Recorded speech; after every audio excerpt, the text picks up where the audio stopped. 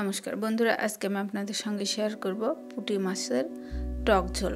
খুব কম তেল মশলায় আজকের এই রান্নাটা অনেক সুস্বাদু হয় খেতে। চলুন দেখে নেওয়া যাক আজকের আমি পুঁটি মাছের টক ঝোলটা কিভাবে রান্না করেছি। এজন্য লাগবে পুঁটি মাছ। তো এখানে আমি পুঁটি মাছ নিয়েছি আর অফ ক্যামেরা এগুলো ভালো করে কেটে ধুয়ে নিয়েছি। তো এগুলো অনেক পুঁটি মাছের মধ্যে কিন্তু ডিমও আছে, ছোট বড় অনেক মাছই আছে এখানে। তো এই মাছগুলো আমি লবণ হলুদ মেখে তারপর এগুলো ভেজে নেব। তো ভিডিওটা শুরু থেকে শেষ পর্যন্ত দেখবেন, আমি আশা করি ভালো লাগবে। এভাবে বাড়িতে রান্না করলে এটা কিন্তু গরম ভাতের সঙ্গে অনেক ভালো যায়। তো আমি কড়াইতে তেল দিয়ে দিলাম আর এখানে মাছগুলো আমি দিয়ে দিচ্ছি। মাছগুলো আমি ভেজে নেব। তো এইভাবে সবগুলো মাছই আমি কিন্তু ভেজে নেব।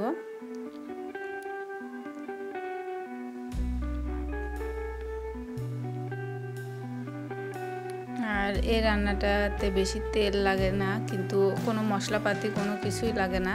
তো মাছ ভাজতে তো একটু তেল দিতেই হবে, না হলে তো মাছ ভাজা ভালো হবে না। তো আমি এইভাবে মাছগুলো ভেজে তুলে নিচ্ছি। তো এক ব্যাচ নিয়েছি, এরপরে কিন্তু আমি আরও এক ব্যাচ মাছ ভেজে নেব।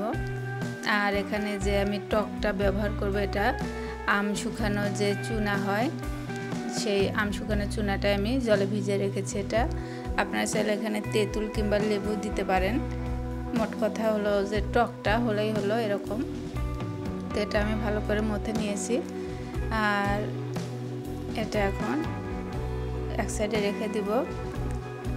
আর এর মধ্যে যে ঝাল লবণ এটা দিব, এই জন্য এর মধ্যে একটু হলুদ লবণটা কিন্তু স্বাদ মতোই দিতে হবে, আর ঝালটা আপনাদের পছন্দ মতো দেবেন। তো আমি এখানে ঝাল মরিচের গুঁড়াটা দিলাম, দিয়ে আমি এটা জল দিয়ে মিশিয়ে নিচ্ছি। আর এটা কিন্তু খুব সুন্দর একটা কালারও চলে এসেছে।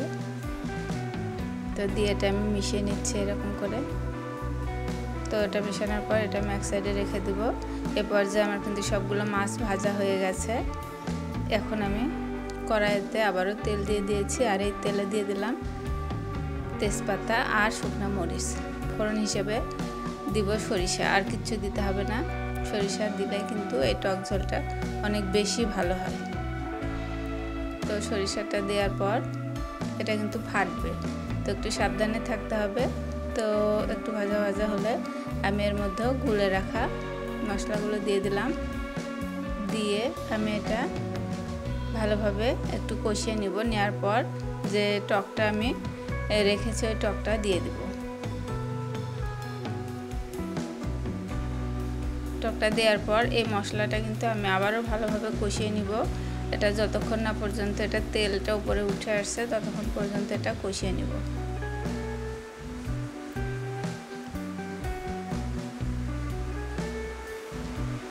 তো এ পর্যায়ে আমার কিন্তু মশলাটা কষানো হয়ে গেছে। আর এখন আমি এর মধ্যে দিয়ে দিব ঝোল। তো আপনারা চাইলে আপনাদের পছন্দ মতো ঝোলটা দিতে পারেন। তো আমি একটু মাখো মাখো টাইপের ঝোল করবো, এই জন্য আমি অল্প পরিমাণে জলটা দিয়ে দিলাম। তো জলটা দেওয়ার পর এটা ফুটে যখন উঠবে জলটা, তখন আমি এর মধ্যে দিয়ে দেব মাছগুলো। তো মাছটা দেওয়ার পর আমি এটা ভালোভাবে 4-5 মিনিটের মতো ফুটিয়ে নিব। তো ফুটানোর পর কিন্তু আমার রেডি হয়ে যাবে পুঁটি মাছের টক ঝোল। আপনারা অবশ্যই বাড়িতে একবার হলেও এভাবে ট্রাই করে দেখতে পারেন, অনেক মজা হয় গরম ভাতের সঙ্গে খেতে। তো অনেক সময় একঘেয়েমি রান্না খেতে খেতে কিন্তু ভালো লাগে না, তখন যদি এরকম রান্না করা হয় তাহলে কিন্তু মুখের স্বাদ পাল্টে যায়, খেতে ভালো লাগে। তো আমার রান্নাটা হয়ে গেছে, আমি এখন একটু পরিবেশন করে দেখাচ্ছি। তো তৈরি হয়ে গেল আমার পুঁটি মাছের টক ঝোল। আপনাদের অসংখ্য ধন্যবাদ আমার সঙ্গে থাকার জন্য, আমার ভিডিওটা দেখার জন্য। আবারও দেখা হবে পরবর্তীতে নতুন কোনো ভিডিওতে। সে পর্যন্ত সবাই ভালো থাকবেন, সুস্থ থাকবেন। ধন্যবাদ সবাইকে।